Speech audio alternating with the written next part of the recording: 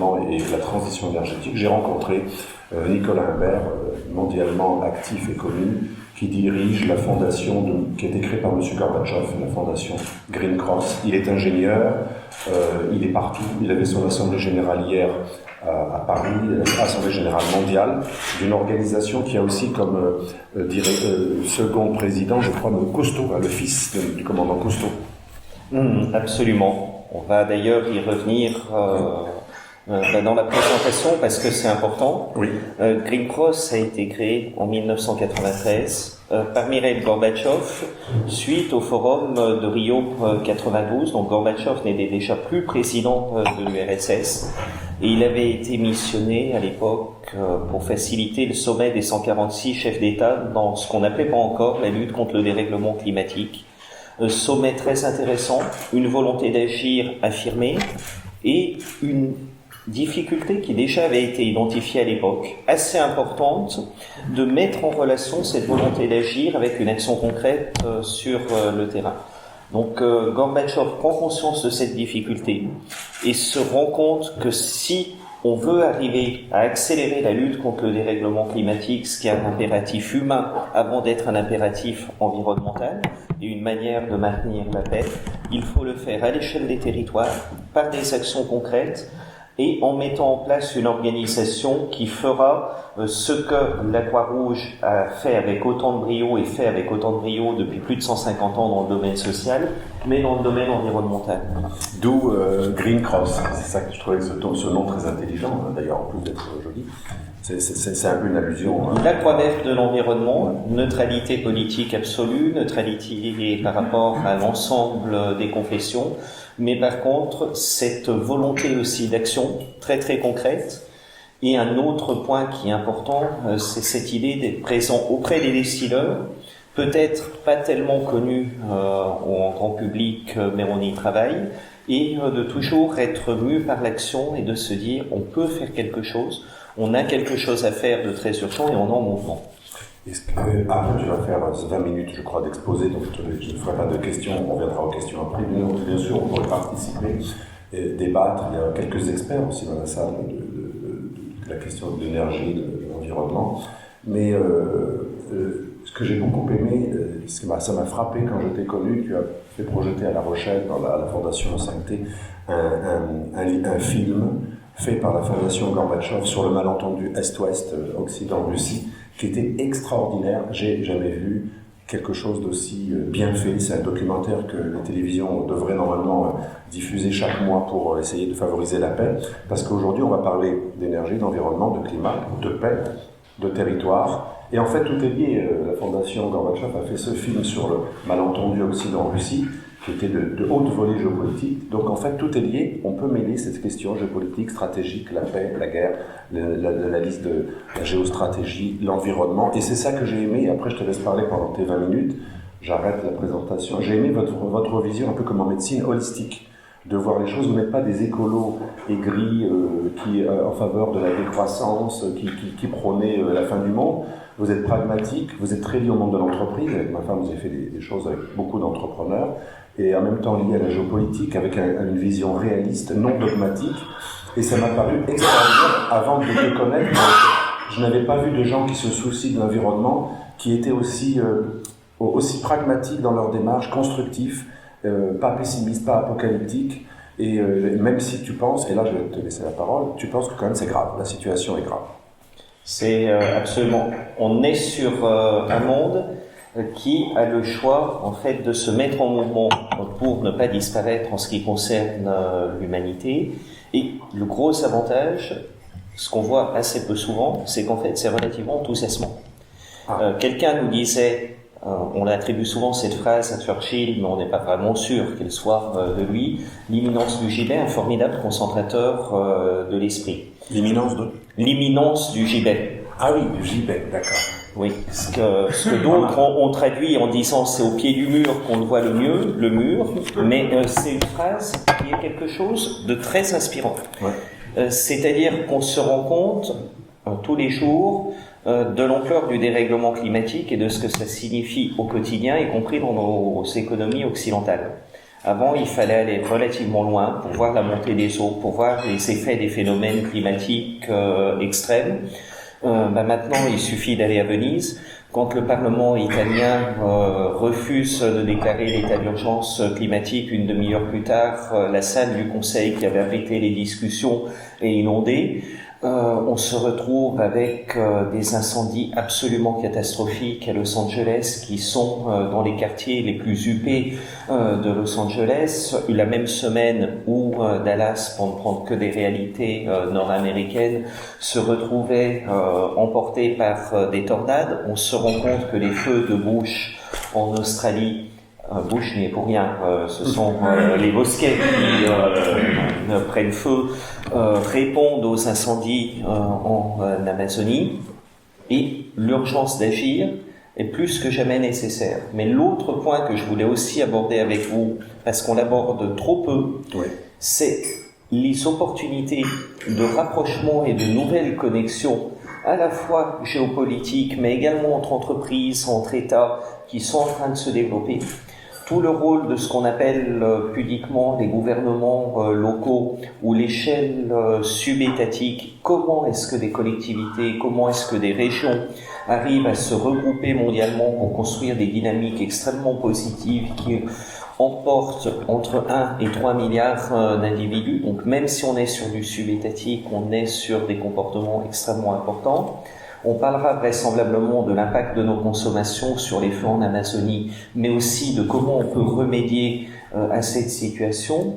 Et le dernier aspect qui est extrêmement important, c'est que ceux qui ont le plus pris conscience peut-être de l'ampleur de la lutte contre le dérèglement climatique, de ce qu'on pouvait faire et de ce qu'il fallait ne pas faire, ce sont les financiers de moyen et de long terme, notamment les investisseurs familiaux qui sont sur le moyen et le long terme, et ce sont également les assureurs. Et quand on parle opportunité d'innovation, changement de mode de société, on sait effectivement qu'on a une urgence à agir.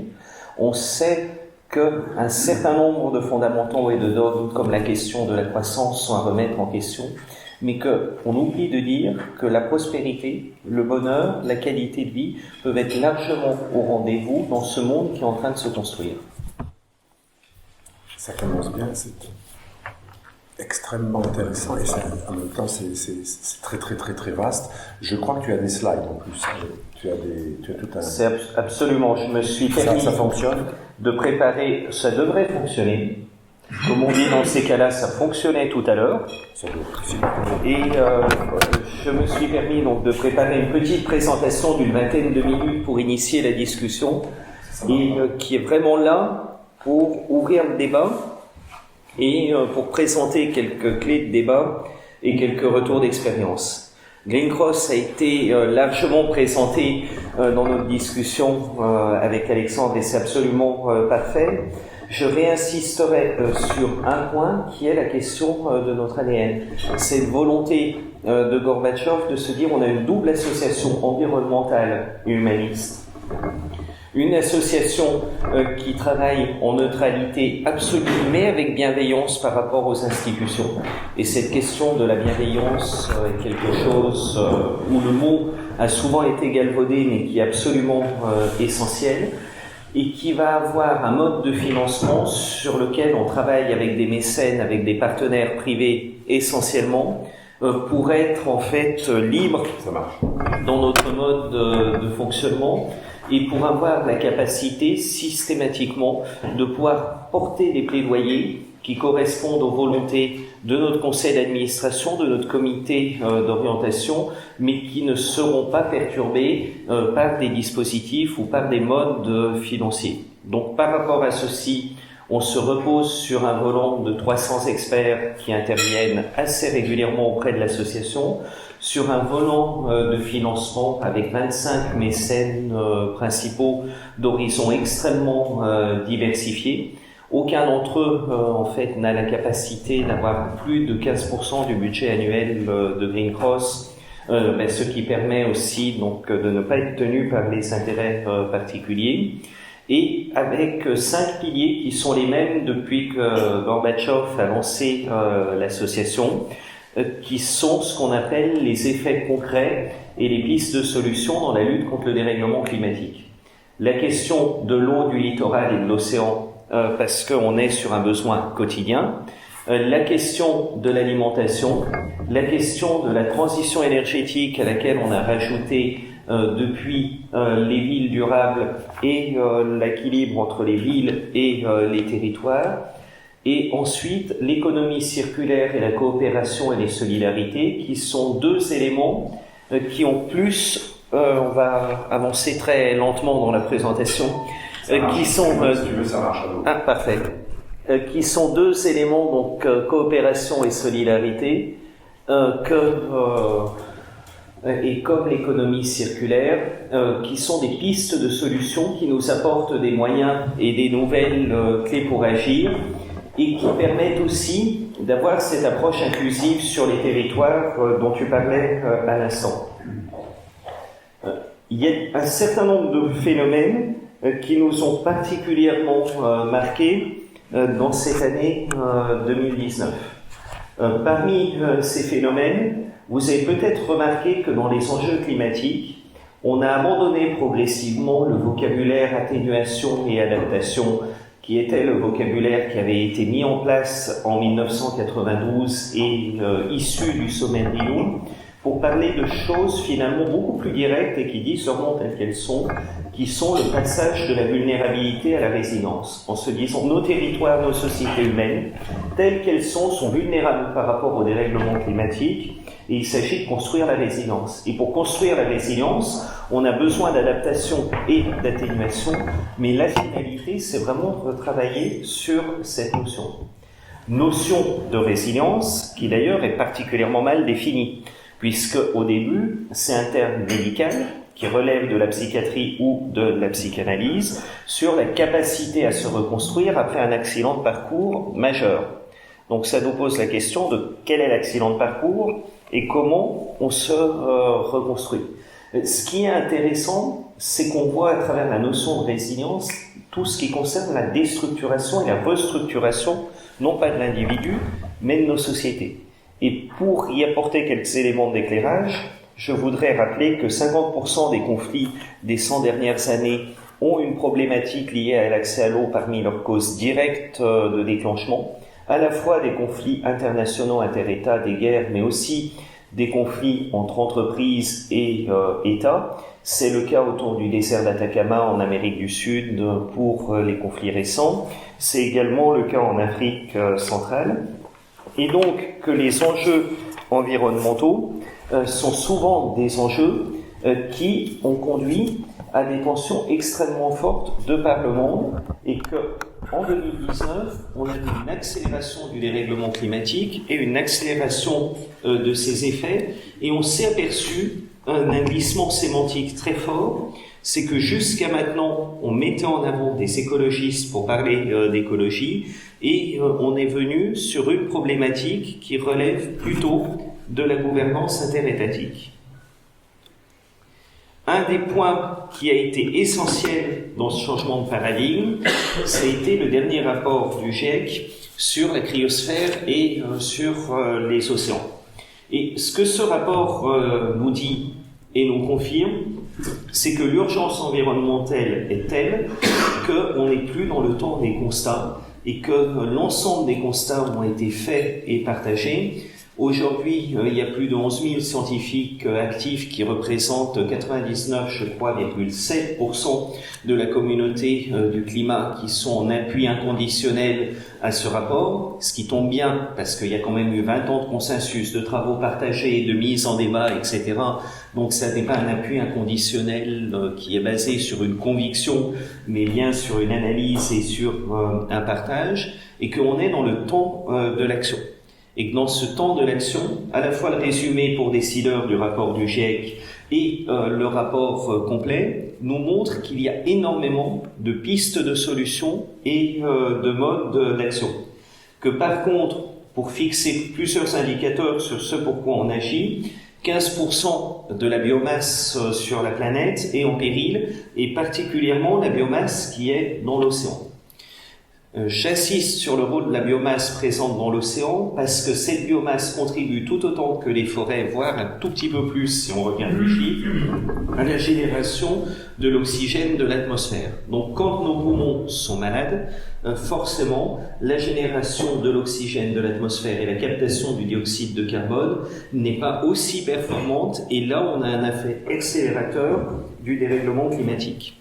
Autre aspect du rapport du GIEC qui donne lieu à un consensus scientifique qui est aussi récent que robuste, c'est que les cyclones, les sécheresses, les inondations, tous les phénomènes climatiques extrêmes sont directement liés aux effets du dérèglement climatique, ce qui est l'une des raisons pour lesquelles on a cessé d'employer dans le vocabulaire quotidien la notion de changement climatique ou de réchauffement climatique qui donnait l'impression que le thermomètre montait régulièrement et que les choses allaient se passer d'une manière sourde, pour la notion de dérèglement climatique, où vous avez vu qu'on arrive à exploser sur l'année 2019 quasiment en valeur absolue tous les records mondiaux, à la fois le terme de la plus haute température avec 52 degrés Celsius dans le Maharashtra, mais aussi des records de pluviométrie, mais aussi des records de régime de vent. Et donc on voit bien que dérèglement signifie instabilité. Quelques effets mondialement perçus par rapport à cette instabilité.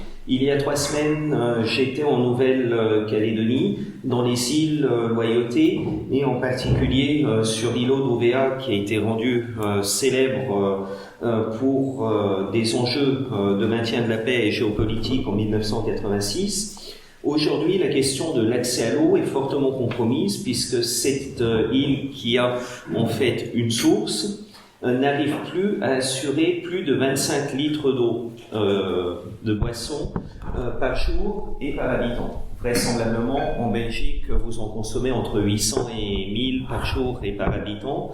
Et le peu d'eau qui est encore disponible est en train d'être pollué par l'eau de mer et de devenir impropre à la consommation.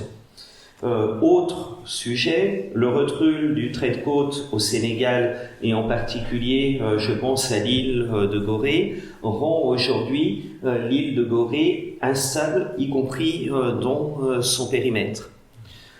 On pourrait multiplier les exemples à l'infini, mais sur la seule thématique de la montée des eaux, c'est 1 milliard de personnes qui sont impactées.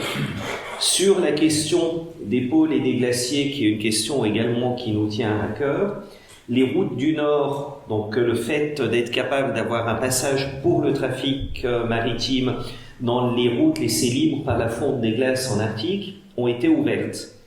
Et aujourd'hui sont quasiment libres de glace 12 mois sur 12. Je croyais que c'était 6 mois, c'est pas vrai alors. Non, on est passé très rapidement de 6 mois à 9 mois. Et cet hiver, pour la première fois, le passage de la route du Nord ne s'est pas refermé en hiver.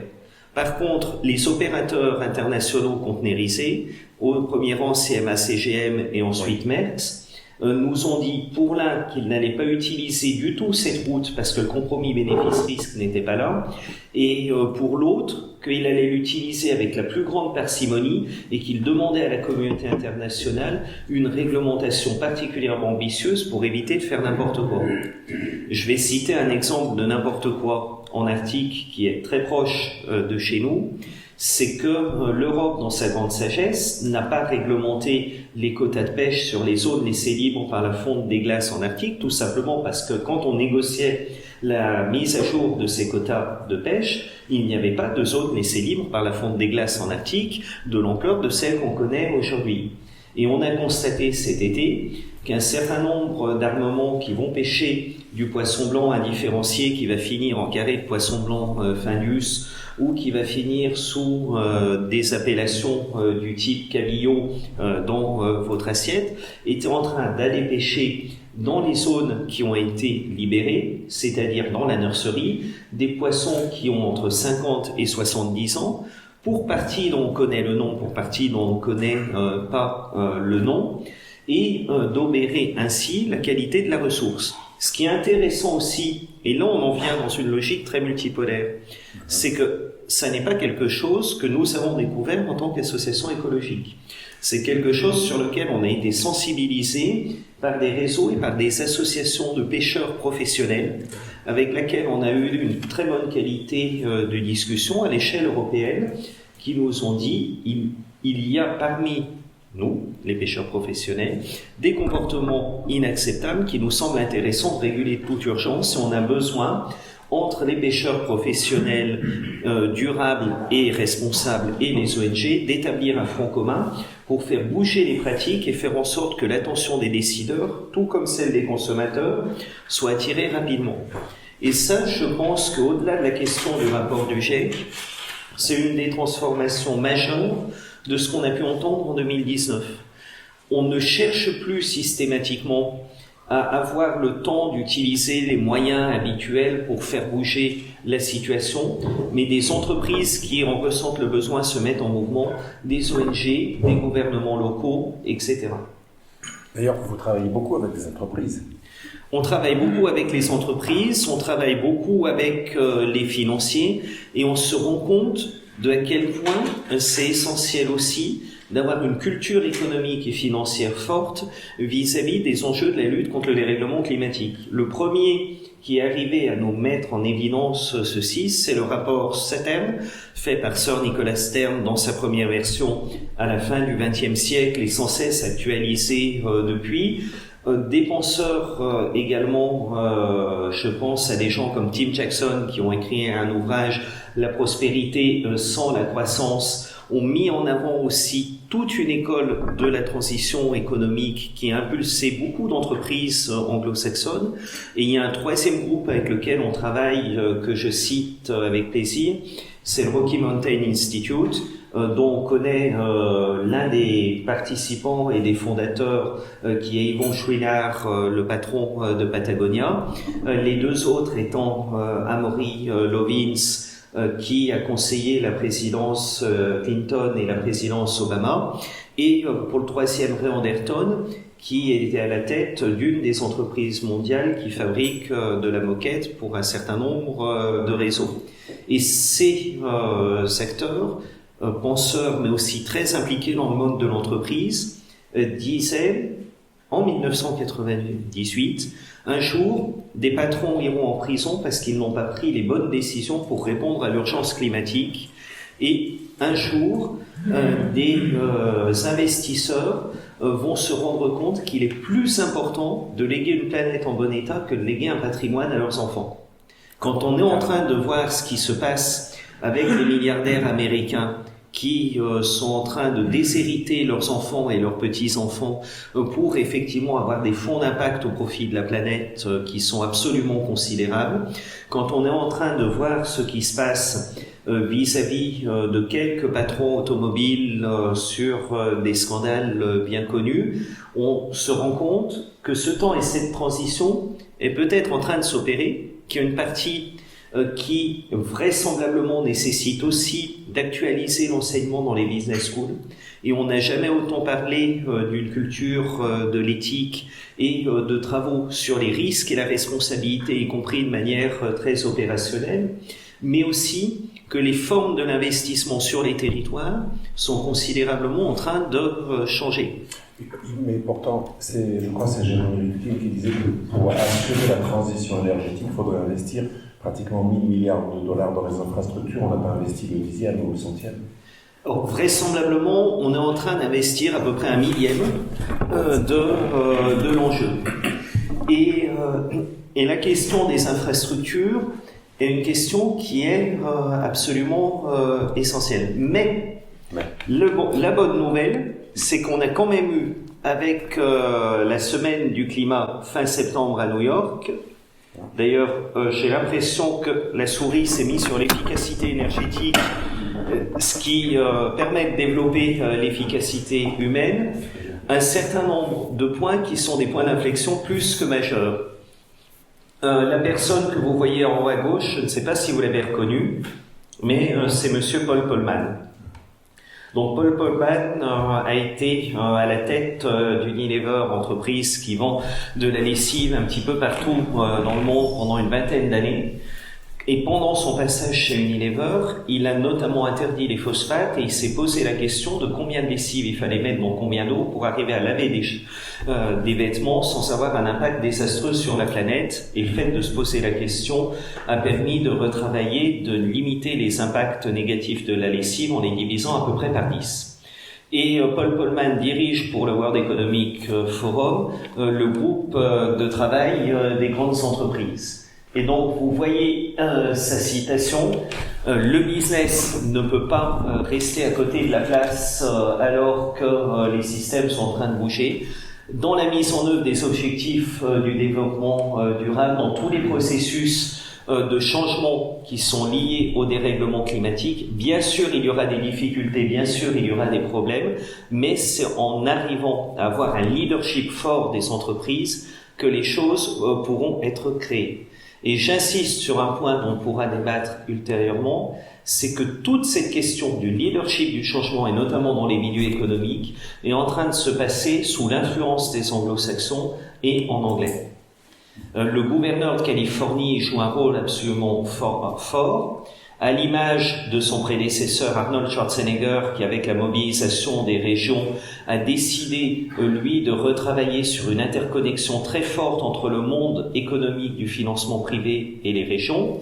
On voit se développer des financements sur la transition d'infrastructures qui sont publiques, privées, et un changement complet dans la manière dont on dimensionne les projets. On avait, dans les années 80 et 90, énormément de projets mastodontes sur lesquels on investissait des centaines de millions, voire des milliards, pour une période de 20 à 50 ans. Et de plus en plus, les projets récents sont passés en 4 dimensions. Et j'aime bien cette notion de se dire, avant, on était sur du monodimensionnel, on faisait du développement, et maintenant, on est passé en 4D, et dans les 4D, on fait des projets qui sont des projets déconcentrés, des projets qui sont diversifiés, des projets où le fait d'être décarboné est un impératif, mais des projets qui sont aussi démocratiques. Plutôt que d'investir sur une centrale nucléaire qui va coûter entre 20 et 50 milliards d'euros, on va investir sur un mélange de technologies solaires, de technologies biomasse, d'efficacité énergétique, d'éolien. L'efficacité énergétique va nous permettre de dégager très rapidement du cash qui va financer tout le reste. Et les petits projets qui ont été identifiés vont être suffisamment versatiles pour que quand on a besoin de 1, 2 ou 5, on ajuste le dimensionnement du projet pour faire 1, 2 ou 5 et on intègre de l'investissement privé d'une manière beaucoup plus importante. Mais vu qu'on a respecté la notion de contrôle démocratique, ça peut marcher sur le moyen et sur le long terme, à la fois sur les enjeux par rapport au territoire et sur les enjeux par rapport au privé. Et vous avez cité Jeremy Rifkin et le lateral thinking, ça fait partie aussi des sujets sur lesquels il faut travailler. L'autre notion qui a beaucoup bougé vis-à-vis de la Climate Week à New York, c'est la question des incendies. Il y a eu une discussion qui pour moi a fait date entre Jean-Michel Cousteau et le grand chef Raoni en Amazonie. Les deux ont échangé en disant l'Arctique brûle, l'océan brûle, l'Amazonie brûle, et tant que nous n'avons pas éteint l'incendie, nous n'arriverons pas à atteindre la paix. Et c'est tellement vrai que effectivement, ça nous rappelle vis-à-vis des mobilisations territoriales et financières qu'on est sur des enjeux de territoire sur lesquels il faut parler effectivement de préservation d'environnement, des populations humaines, que la question des migrations à la fois en intra et en inter-État est essentielle, mais aussi que la question de qu'est-ce qui va faire et qu'est-ce qui va construire la prospérité est essentielle. Et ça n'est pas un débat théorique, mais c'est un débat pratique. C'est-à-dire que généralement, quand on vient et quand on parle lutte contre le dérèglement climatique, on va parler ppm, donc particules par million de CO2 dans l'atmosphère, on va parler système énergétique et on va parler vision à 50 ans. Mais ce qui construit la réponse à ça, c'est nos actions des 2 à 10 prochaines années, avec des mots-clés qui vont beaucoup plus être l'habitat, les infrastructures, la résilience au quotidien et posez-vous la question sur les 12 derniers mois de quand est-ce que votre vie quotidienne a été bousculée parce que vous n'aviez pas d'électricité, parce que vous avez été bloqué par la neige, parce que vous aviez trop chaud et que vous n'aviez pas d'eau, etc. La question de l'alimentation qui revient essentielle, et c'est un point d'ailleurs qui est très important, c'est que quand il s'agit d'agir pour le climat, généralement on reporte toujours pour après-demain. Quand on a un problème d'alimentation et de santé, que ce soit la qualité de l'air ou que ce soit ce que l'on mange, surtout si on a des enfants en bas âge, ça devient notre enjeu essentiel du quotidien. Et au final, un impact sur l'économie qui doit être anticipé et un impact sur l'emploi qui est quand même très important, notamment sur les métiers de l'économie circulaire et surtout les métiers de reconstruction de la résilience, c'est qu'on se rend compte que ce sont des métiers qui sont très intenses en emploi et très intenses en emploi peu qualifié, qu'on les pratique au nord comme au sud. Juste une question, tu n'as pas vu de mot politique, c'est exprès? Si je ne m'abuse, il n'y a pas de mot politique. Alors, c'est effectivement une petite provocation, mais c'est une provocation qui me semble particulièrement utile pour expliciter le rôle de la politique et qui va me permettre une articulation avec le transparent suivant et les contextes de rupture.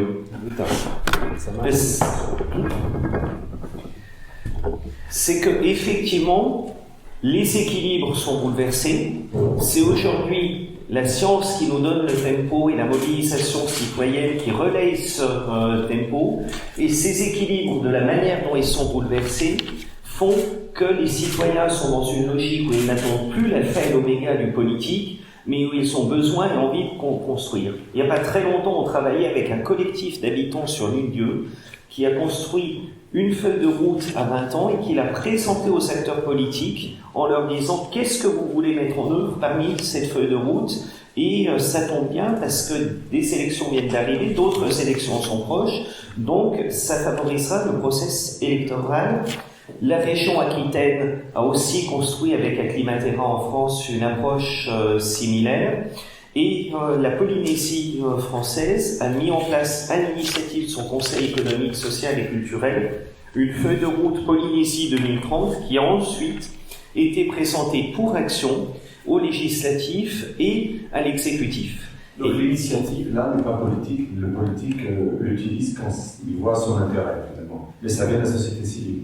Alors, c'est ce qu'on ressent. C'est éminemment objectable, je dirais aussi la société civile et le leadership économique. Et par contre, l'action politique est capable de fixer un cadre, de donner des leviers, certains leviers qui permettent des changements d'échelle et d'autres qui relèvent de l'action lente.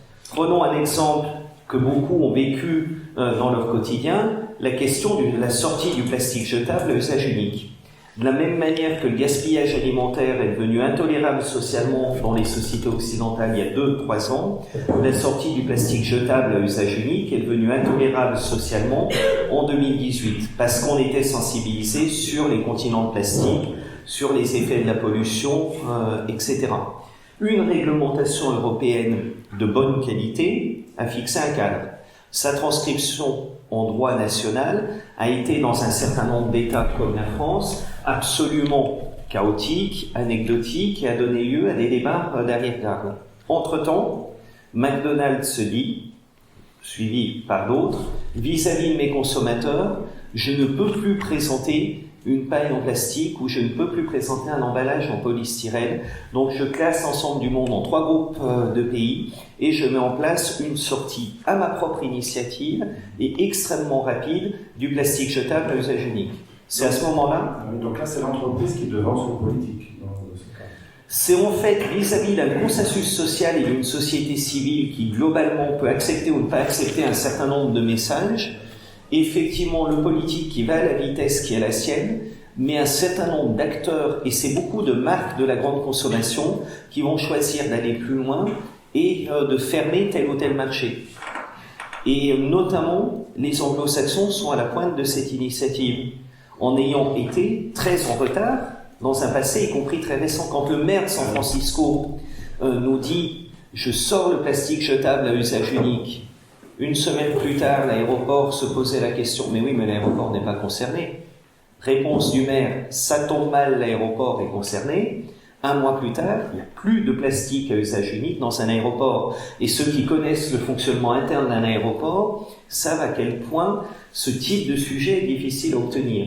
Je vais prendre un autre exemple, qui est un exemple chinois.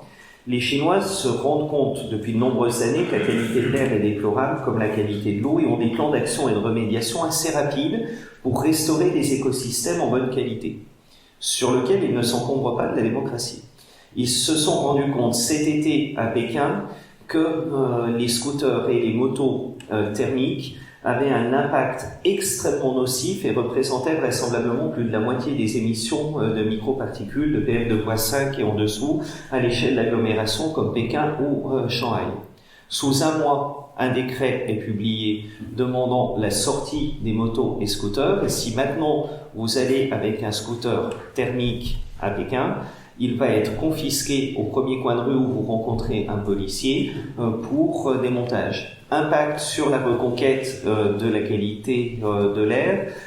Sur les 2 mois depuis que cette mesure est rentrée en application, on a constaté près de 50% d'amélioration sur les PM 2.5. Je ne pense pas... La dictature a du bon. Mais c'est toute la difficulté de ce qui est en train de se passer en réponse aux enjeux, c'est qu'on a besoin d'agir très vite.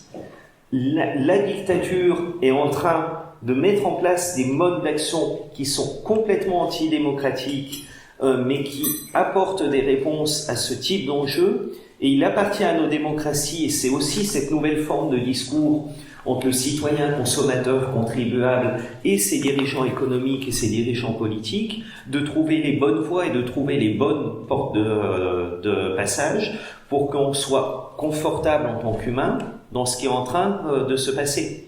Et on a une forme de dictature qui va dans le sens de préservation de l'environnement, mais on a aussi une autre forme que je ne vais pas qualifier de dictature, mais de pouvoir-forme, qui est sur le thème « Fuck l'environnement, on fonce dans le mur, et après nous, le chaos ». Donc, on a pu voir quelques dirigeants emblématiques qui sont inscrits dans cette forme de pensée, qui sont Bolsonaro et Trump, mais qui ne sont pas des personnalités individuelles, mais qui sont le fruit de la société qui les a créés. Et aujourd'hui, vis-à-vis de ce qui est en train de se passer en Bolivie, vis-à-vis d'une déstabilisation de la Colombie qui avait depuis 20 ans construit patiemment toute une feuille de route pour se sortir de l'économie de la drogue et de la dépendance, il y a fort à craindre que si on y prend garde, on puisse avoir une traînée de poudre de ces leaders forts qui se construiront une campagne, une feuille de route sur une capacité à nier la thématique environnementale, mais surtout à être les moins-disants à l'échelle internationale vis-à-vis de la préservation, au final, de leur propre population. Là, tu veux dire qu'en Amérique latine, il y aurait une sorte de déstabilisation de certains régimes qui auraient été plus conscients écologiquement au profit de gens qui seraient en gros des pions de certains milieux industriels ou politiques américains qui sont opposés à cette transition énergétique? Alors, c'est très difficile de parler de cette situation en général, donc je préfère en parler sur des exemples particuliers qui permettent d'étayer le débat contradictoire. Il y a 2 exemples que je voudrais porter à votre connaissance. Le premier exemple, c'est la question effectivement de l'Amazonie, où Green Cross était très préoccupé par ce qui se passait en Amazonie dès 2017, et avec un partenaire qui va peut-être vous étonner puisqu'il s'agit de la Fondation Carmignac, donc fondation d'entreprise, une société de gestion d'actifs française qui gère 60 milliards d'euros pour compte de tiers, et qui est dédiée au respect des droits humains et de l'environnement. Cette fondation a choisi de consacrer son prix à la situation en Amazonie, envoyé pendant 1 an un journaliste sur place pour effectuer ses enquêtes. Et pendant le temps où ce journaliste était en train de faire son enquête, les feux se sont déclenchés. Donc ces feux ont été déclenchés par des activités humaines, et ce sont des feux qui permettent de déforester l'Amazonie pour y installer la culture du soja, un tout petit peu de culture du coton et des troupeaux de bétail. Le soja qui généralement est un soja de très mauvaise qualité, plutôt OGM, va servir un tout petit peu à l'alimentation humaine et beaucoup comme sous-produit pour l'alimentation du bétail. Le coton va être exporté comme coproduit textile et le bétail va inonder les marchés internationaux, notamment par rapport aux plats préparés, mais aussi par rapport à l'alimentation pour les chiens et pour les chats. Et localement, cette démarche est parfaitement soutenue par ceux qui sont des électeurs en Amazonie.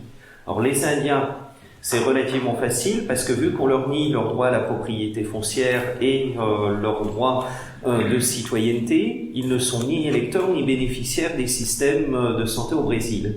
Mais par contre, les non-indiens voient dans la déforestation de l'Amazonie l'opportunité d'accéder à un pavillon en banlieue au milieu de nulle part qui sera fait de plaques de tôle mal isolées sur lequel il faudra mettre un climatiseur particulièrement énergivore et un gros 4x4 acheté à crédit avec des dispositifs bancaires qui sont prêts qui leur permettra d'aller au centre commercial le plus loin. Bon, dit comme ça, je ne sais pas si c'est un mode de vie qui vous fait rêver, mais en tout cas, c'est celui sur lequel on construit tout l'imaginaire de la middle class brésilienne, qui permet effectivement de porter au pouvoir des gens comme Bolsonaro, mais si ça n'était pas Bolsonaro, un autre ferait exactement la même chose. Et pour appuyer cette transformation, une partie de cette middle class brésilienne, qui avant était plutôt catholique ou pour laquelle la religion n'était pas importante, est en train d'aller en fait dans les églises évangélistes américaines sur lesquelles on lui donne une consigne religieuse qui est celle de s'approprier le sol. Et donc là, il nous manque les nouveaux Bartolomé de Las Casas, il nous manque les nouvelles voix de la conscience. C'est aussi pour ça que des organisations comme la nôtre font intervenir le grand chef Raoni ou font intervenir un certain nombre de leaders spirituels locaux pour se demander ce qu'on est en train de faire. Et on pourrait se dédouaner assez facilement en tant qu'Européens en se disant ce qui se passe en Amérique du Sud, voilà, c'est un continent instable, ils cherchent leur voie, etc. Sauf que ceux qui génèrent la demande sur le soja et sur le bétail, c'est en fait pour une grosse moitié l'économie américaine et l'économie asiatique, mais pour une petite moitié l'économie européenne.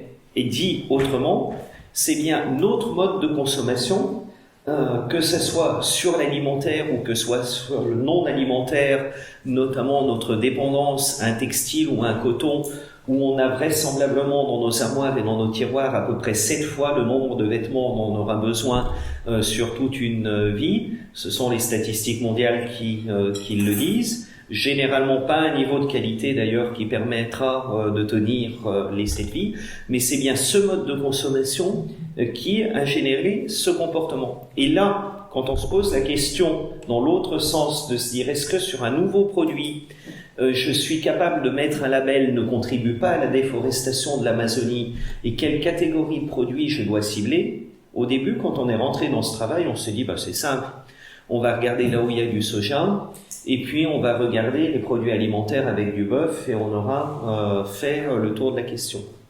Et après on s'est rendu compte qu'il y avait aussi du coton. Après, on s'est rendu compte que sur toute la filière des produits préparés, les chaînes logistiques étaient particulièrement longues. Ensuite, on s'est rendu compte que sur un certain nombre de préparations alimentaires qui nous semblaient très loin du soja, comme des bonbons et des glaces, on avait des contributions assez significatives. Et enfin, on s'est rendu compte que les majors de la distribution et les grandes marques de la consommation n'avaient souvent pas idée de ce qu'il y avait dans ce produit parce que c'était dans leur périmètre 3, donc le fournisseur du fournisseur du fournisseur, et pas sur un périmètre sur lequel ils avaient de l'influence et des cahiers des charges. Et c'est un petit peu toute la complexité de cette situation, et c'est pour ça que dans les réponses qu'on va apporter nous du côté Green Cross, on a une partie qui va être la mise en avant via le photojournalisme et via l'art des enjeux. Et pour ceux qui seront à Paris à partir du 2 décembre, les résultats de cette exposition seront exposés sur les grilles de l'hôtel de ville de Paris et on aura des événements majeurs avec la maire de Paris, mais peut-être aussi avec l'ancien président Lula, qui se trouve être un petit peu plus libre depuis quelque temps pour présenter la situation. Une deuxième partie qui est de retravailler avec ceux qui sont influents sur la grande consommation, non pas pour que le consommateur se sente mal à l'aise, mais pour qu'il puisse avoir le choix et savoir si oui ou non le produit qu'il achète contribue à la déforestation en Amazonie. Et le troisième levier, c'est le levier politique. Et pour moi, c'est très illustratif de ce changement de paradigme et aussi du fait que quand on est en train de parler de dérèglement climatique, on a eu pendant très longtemps les voix de la peur qui ont été affirmées. Et le commandant Cousteau, depuis le film Le Monde du Silence avec Louis Malle en 1956, et encore plus son fils Jean-Michel Cousteau, disait « On ne protège que ce que l'on aime, et on n'aime que ce que l'on connaît ».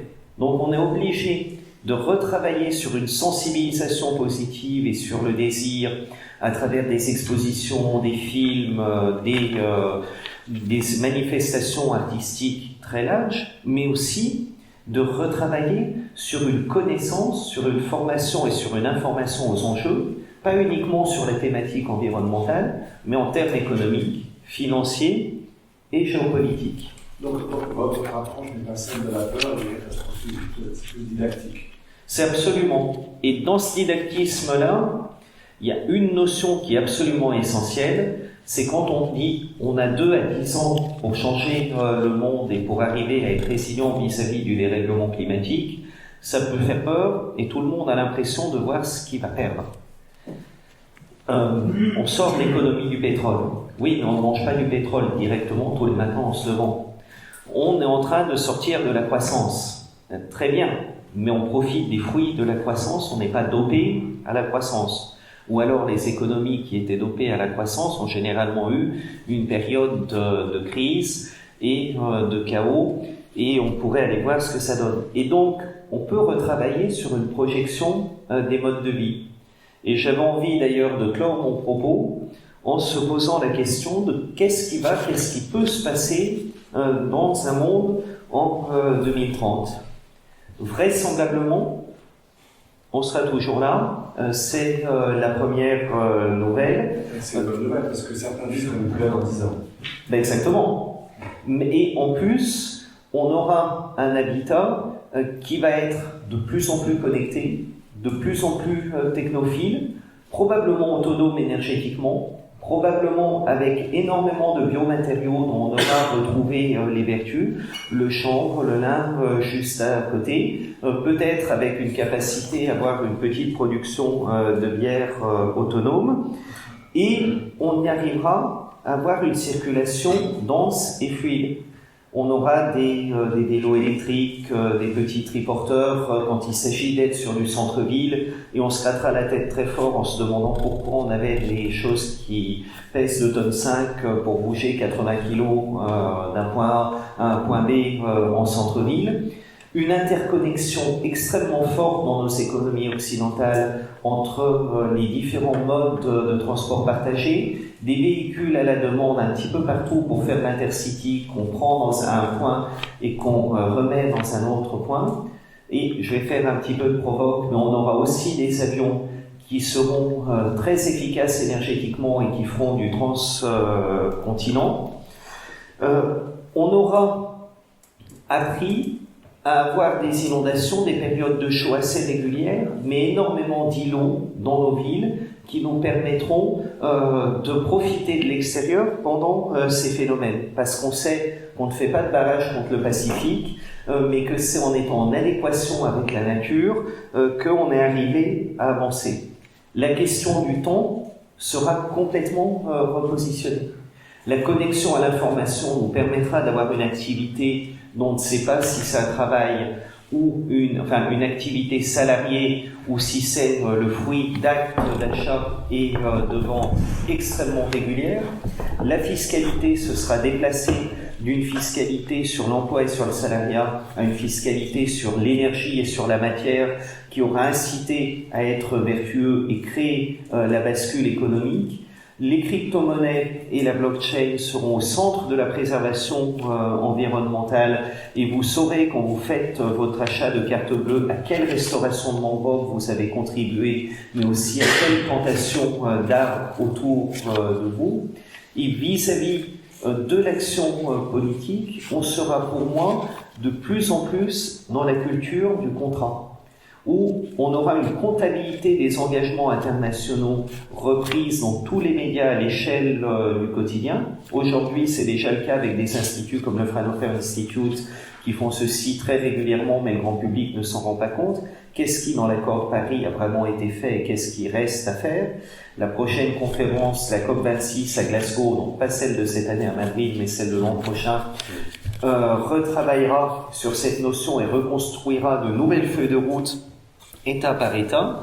Et effectivement, les politiques auront la difficile mission de mettre en place des feuilles de route et d'être sur des contrats d'interaction avec les citoyens. Changement de métier peut-être assez important.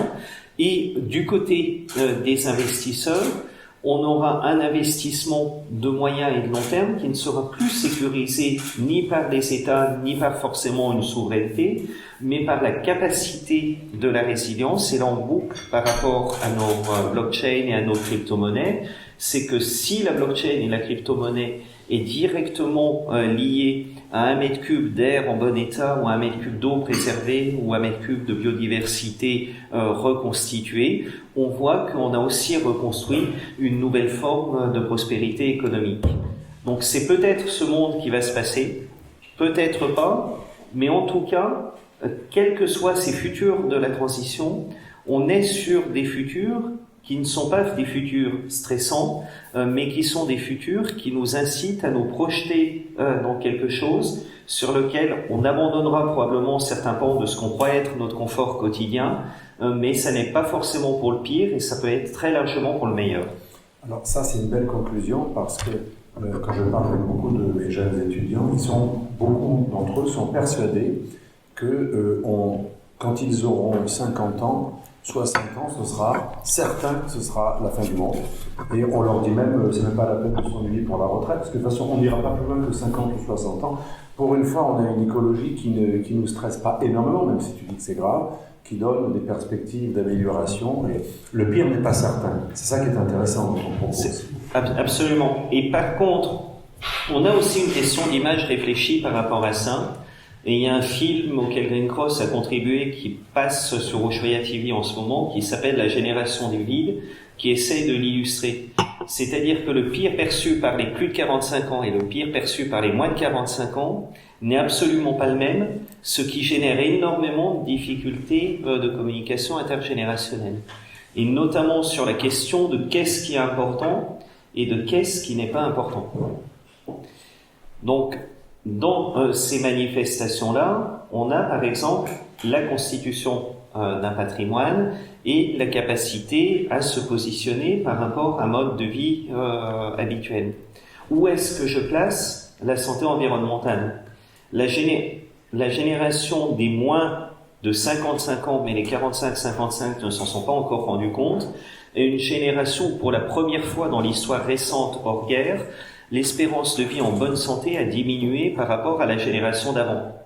Donc la reconquête de la santé environnementale, le manger sain chaque jour, n'a jamais eu autant d'impact sur cette génération-là. Alors, en Occident, en France aussi, ce que tu dis là, c'est la bonne santé. Oui, c'est surtout vrai. C'est surtout vrai en Europe et aux États-Unis. Et c'est aussi l'une des explications qu'on voit le plus fortement derrière l'apparition des vagues véganes, le fait d'avoir aussi énormément de films et d'émissions de télévision autour de l'alimentation, et le fait d'avoir des consommateurs qui, entre les années 80, 90 et 2000, ne s'intéressaient pas à leur santé et considéraient que la médecine allait tout résoudre, qui aujourd'hui reviennent aux ingrédients et aux produits de base et ont besoin de savoir ce qu'il y a dans l'emballage. En tout cas, merci, on va passer au débat, c'était très riche, je pourrais parler pendant des heures, merci beaucoup.